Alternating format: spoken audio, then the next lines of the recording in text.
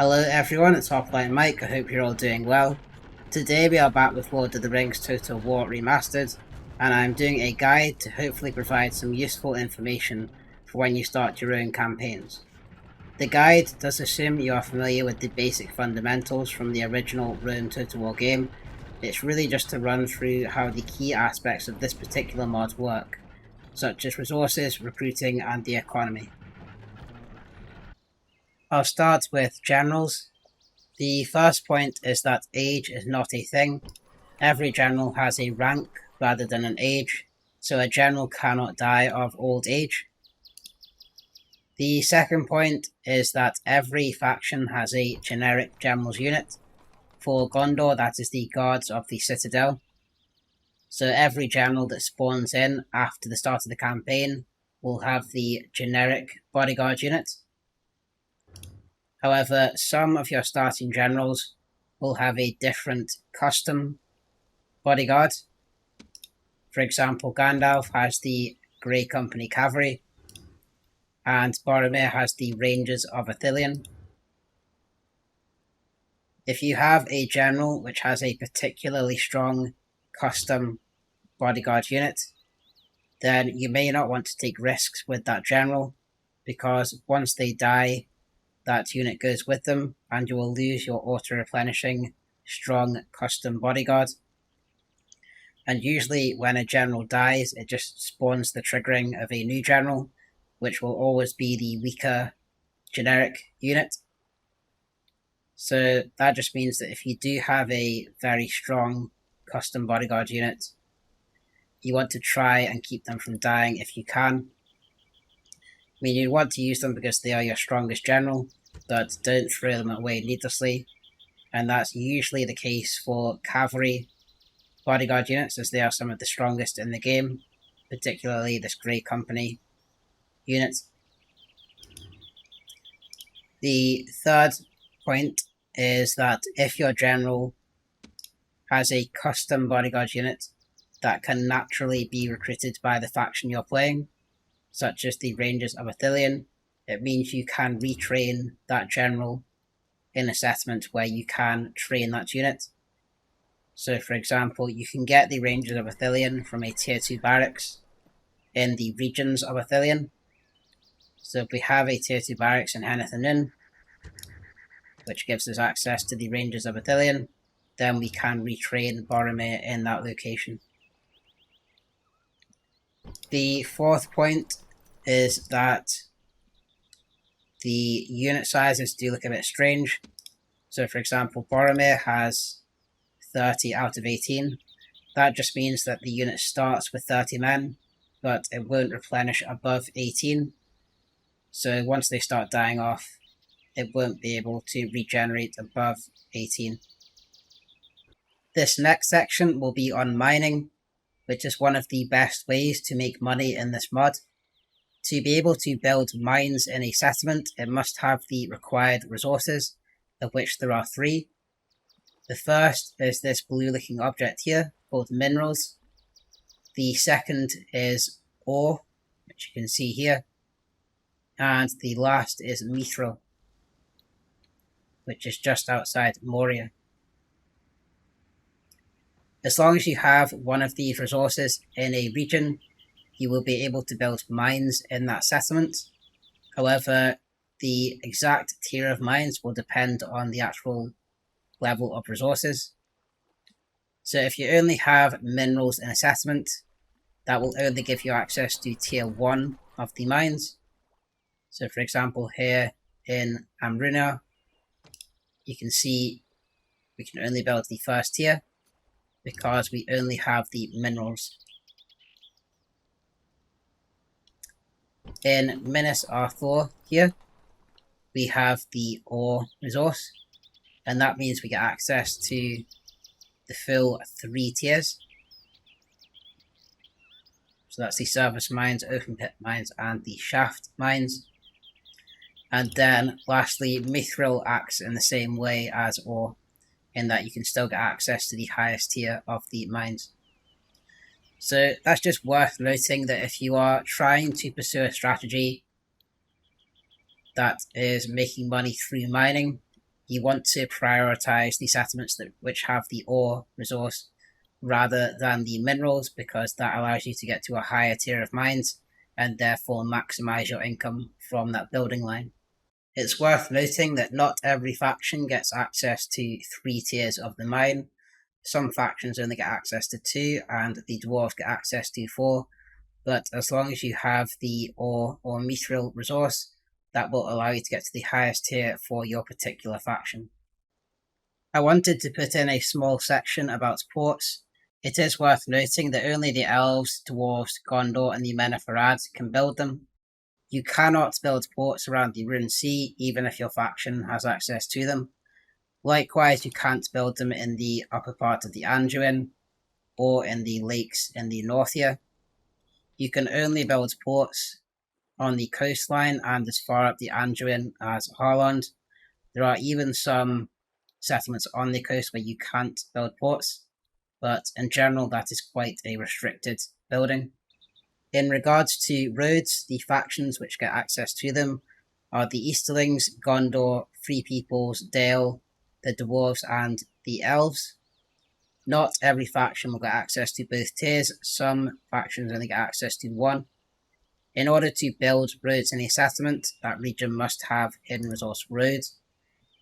A lot of regions that have mountainous areas and forested areas don't have that hidden resource, so you won't be able to build roads everywhere, but I would still encourage you to build them where you can, because they do make getting your armies to the front lines a lot quicker. I thought it might be useful to do a section on the remaining economy buildings, of which there are 3, being the farms, the trader, and the slavery building line, which is in some ways the evil faction's equivalent of the farm.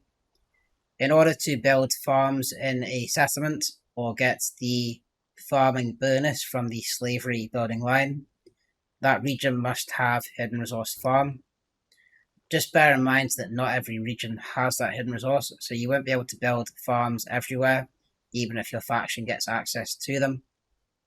But farming is one of the primary revenue streams, so just build that where you can. In terms of the trader, in order to build this, that region must have hidden resource men, elves, dwarves, or hobbit. So most settlements that are inhabited by men at the start of the game have hidden resource men, and that is a lot of the map, given that Gondor, Rohan, the men of Harad, the Easterlings, Dale, and a number of these rebel regions are all inhabited by men. You've then got the elven settlements, which have hidden resource elves, as well as some of the neighbouring rebel regions, and that's the same for the Noldor elves and the Sylvan elves. And then a lot of the dwarven starting settlements and their surrounding rebel regions will also have hidden resource dwarves, but I'll go into that in more detail in the recruitment section. So in terms of, for the purposes of this section, you'll be able to build the trader in most places that you conquer. That's not really a restricted building. The next section is on horses and wargs. Most factions that have cavalry in their roster require you to have the horses resource in a region to either construct the stables or the tier of recruitment building that gives you access to those cavalry. For example, if we look at Harland, which doesn't have any horse resources, we will see the barracks maxes out at tier 2, and we can't get any cavalry units. However, if we go to Minas Tirith, which does have some horse resources, we will see we can go beyond tier 2 of the barracks, up to tier 4. And likewise with other factions like Dale, you need the horse resources to be able to construct the stables in that particular region. When it comes to horses, there are 2 types. There are the lesser horses and the horses. As a general rule, the lesser horses give you access to your lower tier cavalry units, and the horses give you access to your top tier cavalry units. So for example, when playing as Gondor, if you have lesser horses in a region, That will allow you to build tier 3 of the barracks and give you access to your scout cavalry, which is the weaker of the two you can get from the barracks. If you have the horses resource in a region, that will give you access to the top tier of the barracks, which is tier 4, and that allows you to recruit the Knights of Gondor, which is the best cavalry unit. So obviously we are only talking about Gondor here, and other factions will have different buildings, but that is generally the rule for factions that have cavalry in their roster. You're looking for the lesser horses to get your lower tier cavalry units, and the horses for your top tier cavalry units. And they are quite easy to see on the map, and a lot of regions do have them, particularly around Rohan, as that is the cavalry faction. So that is everything on horses. I'm now going to move on to wargs. So wargs are basically the cavalry equivalent for the evil faction. Isengard, for example, has the warg riders. There is no distinction between different levels of wargs. There is only one warg resource, and if you have the warg resource in a region, you will be able to build the warg pen as long as that faction allows it. So in Isengard, for example, if you are playing as Isengard, you would be able to build the warg pen and get access to those warg riders. Currently, there are only 5 regions on the map which have the wargs, being Isengard, Osten Edel, Kidrol Sin, Gundabad, and Latash.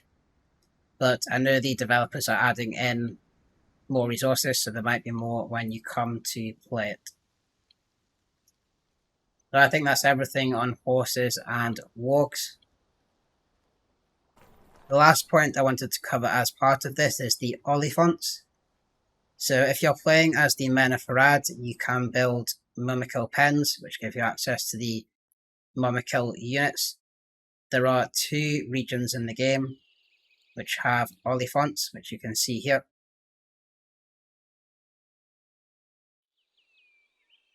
And that will give you access to your Mummikill units in those particular regions. In this section, I'm going to do a high-level overview of how recruitment works. There are a lot of rules and restrictions attached to where you can recruit units, and specific resources required for recruiting certain units, and these are different across the various factions, the complexities of which are far too detailed to cover in a high-level video of this nature. However, I am still going to cover the fundamentals of recruiting. So this isn't like the base Rome Total War game where you can just recruit whichever units anywhere. You can only recruit units from certain places. It is worth looking at the military buildings first.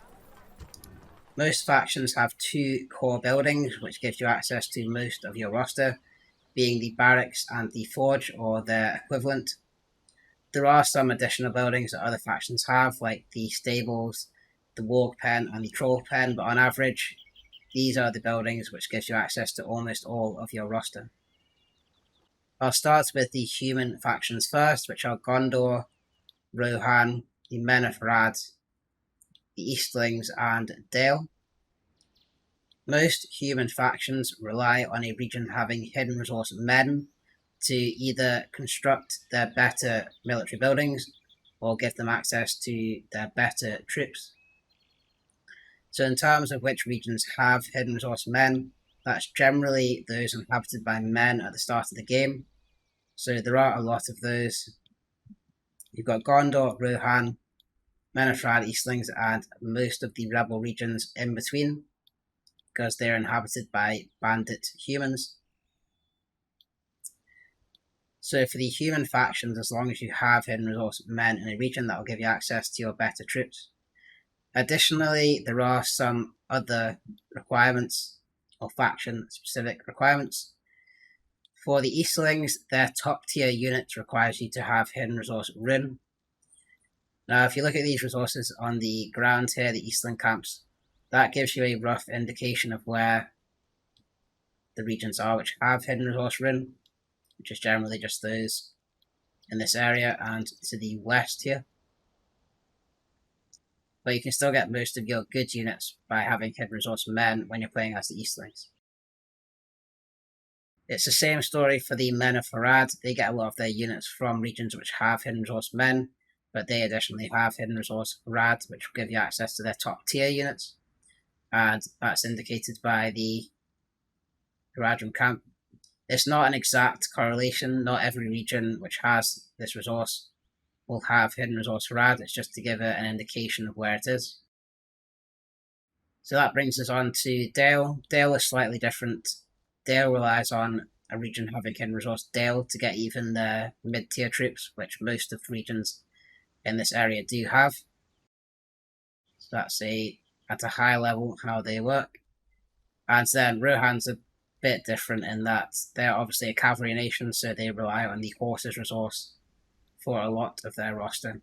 And you can see how many of their regions have the horses resource. So that's all the human factions at a high level. Next I'll move on to the elves. So the elves are very restricted in terms of recruiting units in regions which don't have hidden resource elves. Generally, the regions which have hidden resource elves are their starting regions plus the neighbouring rebel regions. And you can actually see them on the campaign map because they have a treehouse sort of look.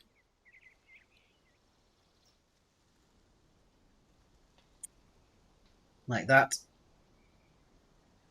So obviously if you were to capture this settlement and build it up in a different culture, it would look different.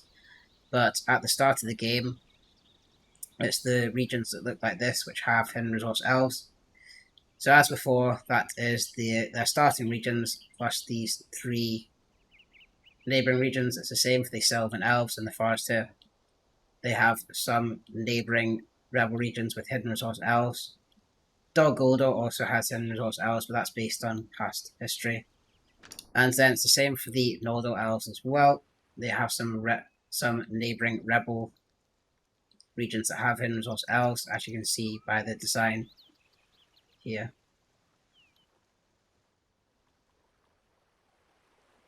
Sorry, this one doesn't. But this one does, as does that one, as does that. So when you're playing as elves, you do want to... It's a good idea to go for the regions which have hidden resource elves because you are very restricted about it. You can't build more than tier 1 of the barracks or the forge in a region that doesn't have hidden resource elves. So next I'll move on to the dwarves. They are kind of similar to the... Well, they're not as restricted as the elves, but they still need hidden resource dwarves to get access to their best units. In terms of which regions have hidden resource dwarves, you can sort of see them as well. So the regions which look like this are usually the ones which have hidden resource dwarves, and it tends to be the ones in the mountains.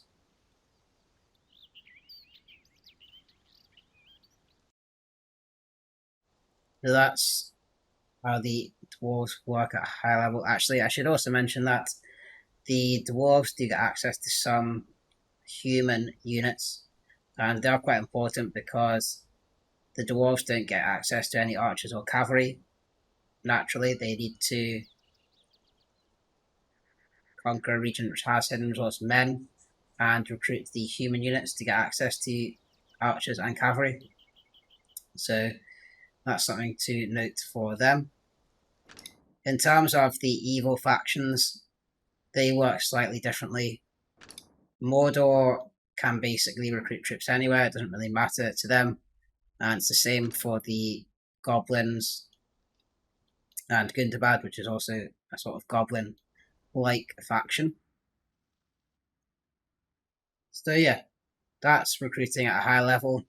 Essentially, what it means is that you can only recruit your best units from regions that are close to your starting settlements, with a few exceptions being the evil factions. But at a high level, that's how it works. I think to understand for each faction how to get certain units, it's probably better to look at the faction overview, because they're much more detailed in terms of saying how to get specific units, but at a high level, that's how it works. In this last section, I just wanted to cover how to transfer treasures. So if you go to the Move Treasures screen, you will see all the items associated with each character. Aragorn, for example, has the Ring of Barahir, and Boromir has the Horn of Gondor. But if you want to move certain items to a particular general, if you want to make a super general, then that is something you can do. So if I select Aragorn here, and then click on Balin's Axe and confirm, that will move the axe to Aragorn. And then that can boost your stats depending on what the treasure it gives.